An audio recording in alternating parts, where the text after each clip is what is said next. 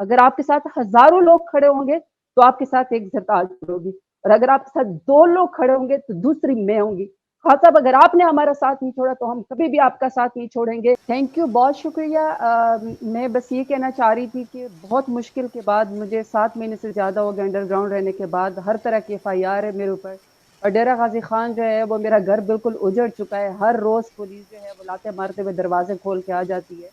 شرعی پردہ کرتے ہیں میرے گھر والے لوگ، وہ سارے گھر جو ہے وہ مکان جو ہے وہ چھوڑ گئے ہیں۔ لیکن حوصلہ میرا بلند ہے، کیونکہ یہ صرف میرے ساتھ ہی نہیں، پورے پاکستان کے ساتھ ہو رہا ہے۔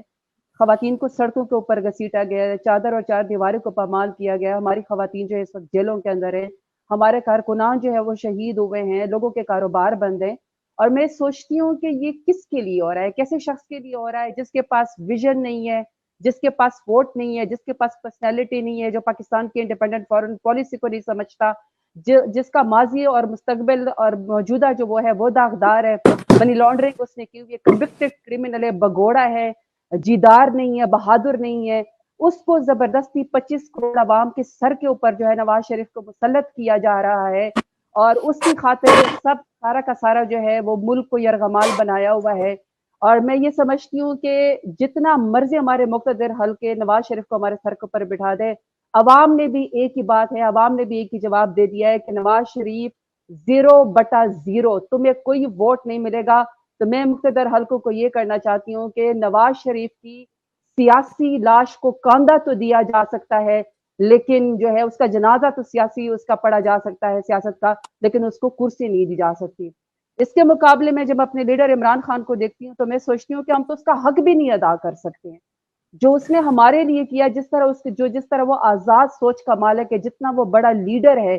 جتنی اس نے پاکستان کی انڈیپینڈنٹ فارن پالیسی کے لیے سوچا، جس طرح اس نے بس پاسپورٹ کی ہمیں عزت سکھائی ہے، جس طرح اس نے پاکستان کو جو ہے 10 بڑے ڈیم جو ہے اس نے شروع کروایا، پاکستان کو اس نے یوتھ پروگرام دیا، احساس پروگرام دیا، اس نے پاکستان کو بلین ٹری سونامی جو ہے وہاں پہ دیا، پاکستان کو اس نے ہیلپ کارڈ دیا، لیکن اس کے باوجود اس شخص کے ساتھ جو ہے اس کو سزا دی گئی پاکستان ہونے کی، پاکستان سے محبت کی، اس کو کرسی سے زبردستی عمران خان کو ہٹایا گیا،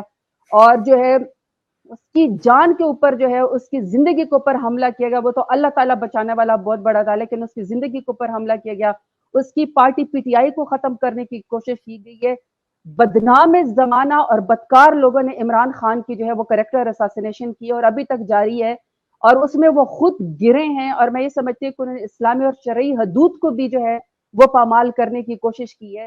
کال کوٹری کے اندر انہوں نے خان صاحب کو بند کر دیا، اور خان صاحب کو جو ہے انصاف کی فراہمی نہیں ہو رہی ہے، لیکن اس کے باوجود بھی جب میں اپنے لیڈر عمران خان کو سوچتی ہوں، اس کا حوصلہ بلند ہے، وہ پاکستان سے محبت کرتا ہے، وہ کتنا بڑا لیڈر ہوگا، کتنا جیدار اور بہادر ہوگا، پتہ نہیں میں سمجھتی ہوں کہ ماں نے جو ہے وہ عمران خان کو پیدا کیا ہوگا،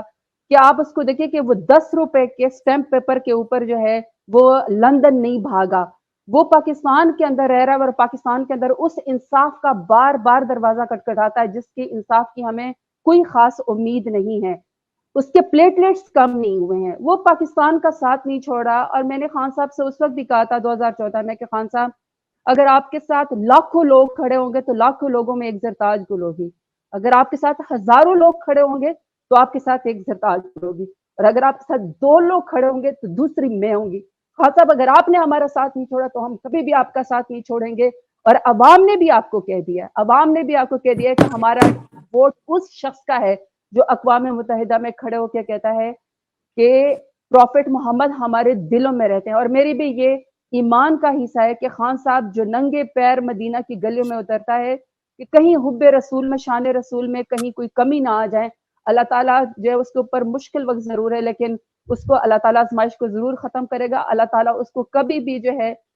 ناکام نہیں کرے گا، اللہ تعالیٰ اس کو ضرور کامیاب کرے گا۔ ہمارا ووٹ بھی عمران خان کے لیے، ہماری زندگی بھی عمران خان کے لیے، PTI میں ہمارا جینا مرنا ہے۔ میری اوورسیز پاکستانیوں سے بھی اس وقت اپیل ہے، جتنے بھی سن رہے ہیں، میرے تو ڈیرہ غازی خان کے آدھے سے زیادہ بلکہ ہر دوسرے گھر میں،